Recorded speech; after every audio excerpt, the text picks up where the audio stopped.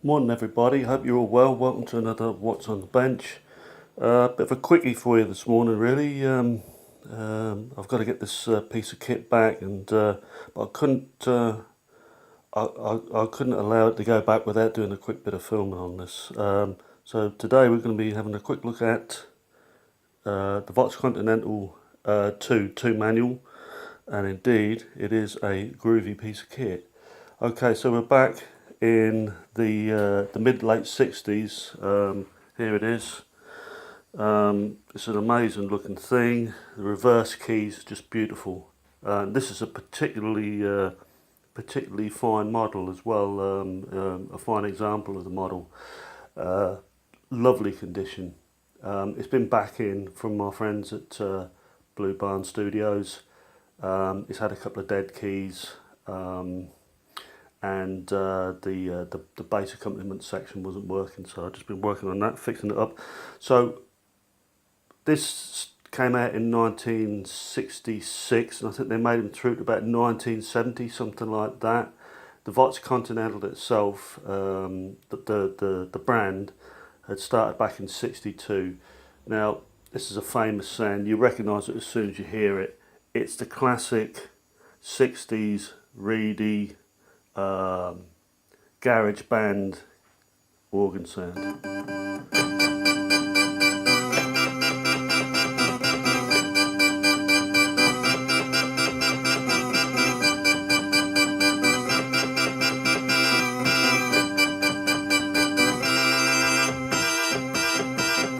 It's just a great sound. Just so many records that this appears on. Doors Light My Fire, the Doors used them a lot. 96 Tears, Questions Mark, and Mysterians, all those garage bands used them.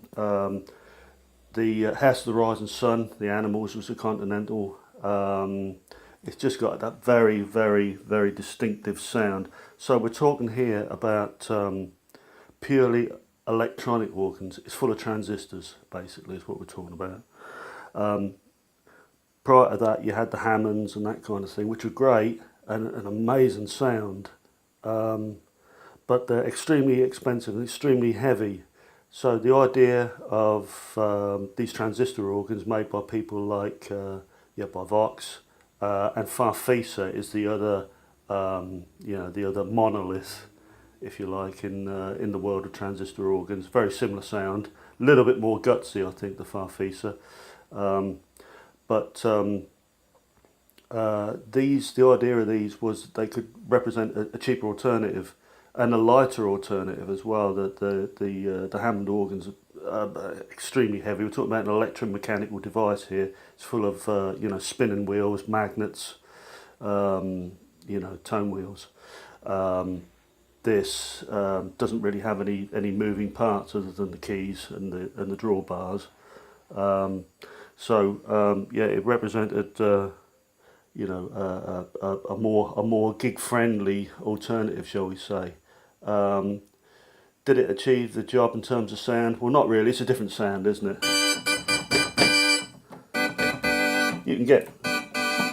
We can take a little bit of that reediness out and round it up a little bit, but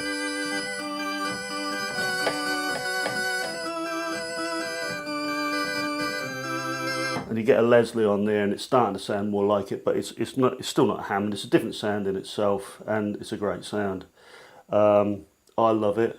They kind of went out of fashion a bit, really, in the early 70s, but then kind of came back in again, really, when they ended up turning up in a lot of new wave bands, and also the burgeoning ska scene, the ska revival and the mod revival of the late 70s. Bands like the Specials, Jerry Dammers and the Specials played Continentals. Madness also used them. I mean, the great thing is it has this really percussive, sharp, on-off sort of sound. The other thing is Elvis Costello's keyboard player, Steve Naive, he used one as well.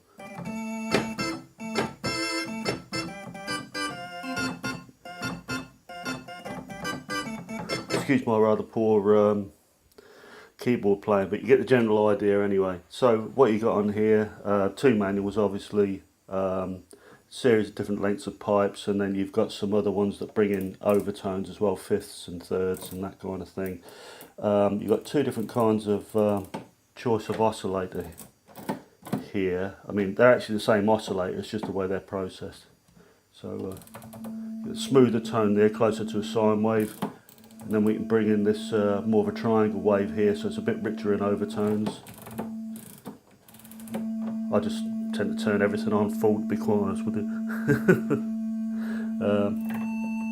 And then you can start bringing in the different length of pipe, bring in the overtones.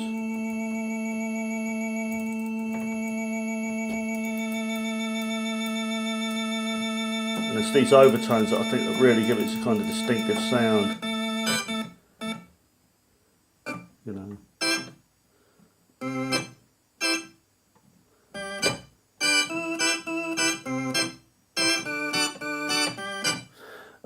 Other effects on here you got as well. You got this percussion effect, which is kind of quite neat. It's let's turn it on.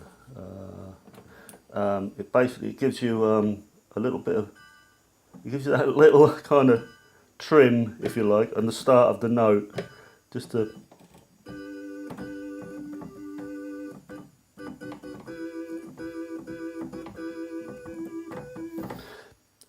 you pay your money, you take your choice. It's all right, but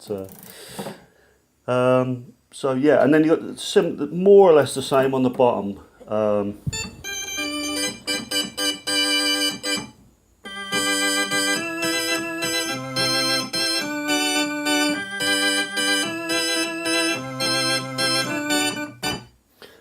The other thing you got on the bottom here, which is great, is you've got this bass accompaniment section, which is a whole different thing in itself. Let's turn all that off. Let's bring the bass up and see what we've got. Okay, so yeah, you've got this, basically it's monophonic this, and you've got some different lengths there. You've got an 8-foot length and a 16-foot length, but it's supposed to give you this sort of, let's turn it up a bit. We're through a bit of a weedy little guitar amp here that I'm using, but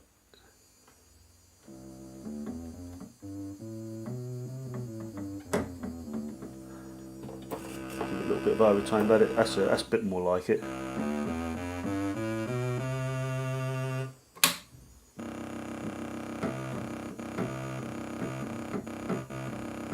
And then you can start bringing in the regular stuff as well.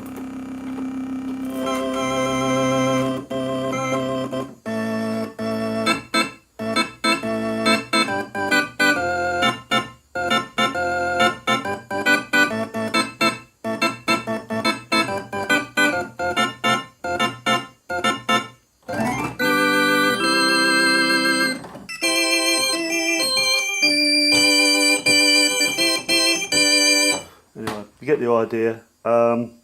So what's going on in this thing? Interesting to have a quick look, I guess. Take the top off here and have a quick look inside. What you've got basically is for every note in the octave, don't know how well you can see this, every note in the octave you've got, let's turn this on. For every note in the octave here you've got a little oscillator board. And there's about, I think 13, 1, 2, 3, 4, 5, no, it'd be 12, 1, 2, 3, 4, 6, 7, 8, 9, 10, 11, 12, yeah, 12, making up the each note in the chromatic scale. And so what each of these boards does, it has this little oscillator, which is in this area, down here where you can see these sort of inductors down here. That's the basis of the oscillator. That produces the highest octave. It produces that note, but in the highest octave. Okay, that's that just there. And then what it uses is a series of divider circuits that divides the frequency by 2 each time. And that achieves then all the lower octaves. Okay, and you can bring these in, dial them out, etc. using the drawbars. So this is a common principle used in pretty much all of these, well yeah, in fact all of these electronic organs of that particular time. Far feature uses the exact same principle as well. You can see we've got all these transistors are the little divide down circuits. So there's all the oscillators, preamps up that end, power supply right down the other end. Underneath this there are some more circuit boards. There's the base accompaniment circuit is underneath there. On the top you can see all the drawbars, etc., which are basically just sort of resistive switches, really, switches pulling in different levels of resistance.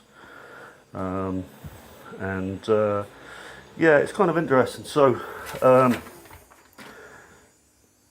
just briefly bore you with this. Here's a circuit of the early stages of one of these oscillator cards. There's the actual oscillator circuit itself, okay, producing the fundamental note. And then you'll notice that what we have is just showing two of these divide down circuits here. There, but you have a chain of these. It goes on further. Now this circuit is, I'll point this out, I just find it interesting. Basically, this is the divide down circuit, and so that one will divide by 2, that one will divide by 2, so you're down by 4 at this point. Basically, if you don't know, every time you divide a frequency by 2, it drops an octave, is the way it works. Okay, once you double the wavelength, which you do when you divide by 2, you drop by an octave. This circuit is called a multivibrator, which sounds like some sort of sex aid, but it's a crucial circuit in as much as it's the basic building block of all computers. All electronic computers use this, and if you could zoom down into your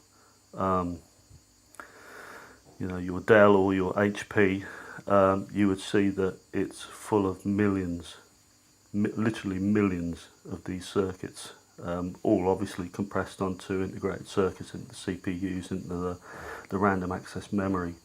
The circuit itself, and you can recognise it anywhere in this, which it's got these sort of back-to-back transistors here. This cross connect here was invented during the First World War. Obviously it was created with valves then, but people quite quickly realised how useful this circuit could be, because depending on how you configure it, you can use it to output one of two states, either a high voltage or a low voltage, or to put it another way, a 1 or a 0, if you want to look at it like that. And what's more, by the way you then trigger it or clock it, you could get it to retain that piece of information or to throw it away. So this became the building blocks of what we call random access memory. You could get it to hold a 1 or a 0, or then pulse it to take in new information. If you configured it a different way, you could get it to free run as an oscillator as well. And in this particular configuration, we've got it here, we're using it as a divider, and you can possibly see that by using this divide down technique and putting a signal into it, you can actually get it to do counting as well. So essentially this is another function for this this circuit that came into play in computing in the CPU. So it's a really iconic circuit, and there is probably 50-60 of them in this particular device. I'll probably just quickly show you what it's actually doing here. Let's try it. So it's on a scope probe.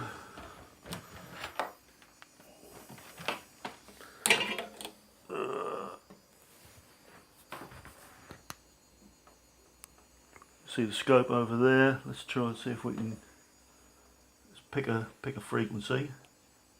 Pick a note. Let's go for good old E.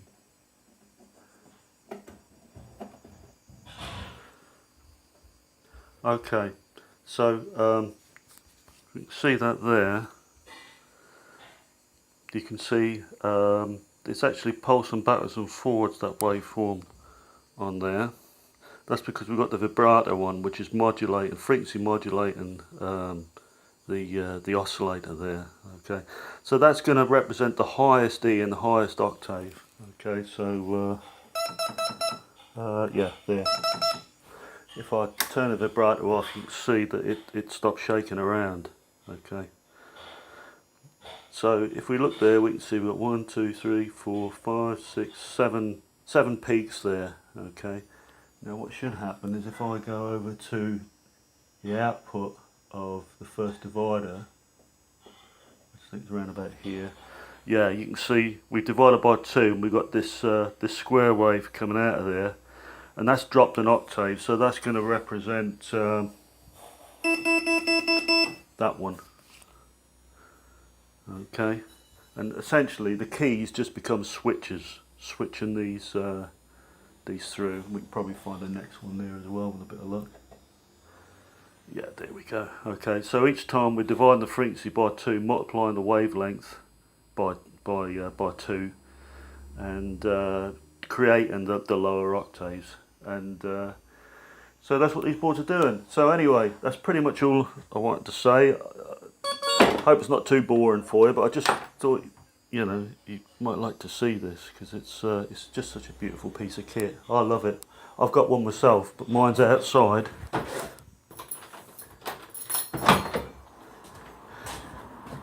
In that bag just there, waiting to be repaired.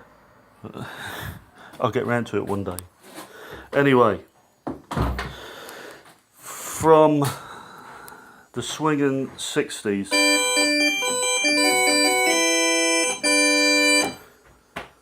Thank you for viewing, listening, etc. And I wish you a good day, and we'll see you next time for more What's on the Bench fun and frolics. Take care then. Bye bye.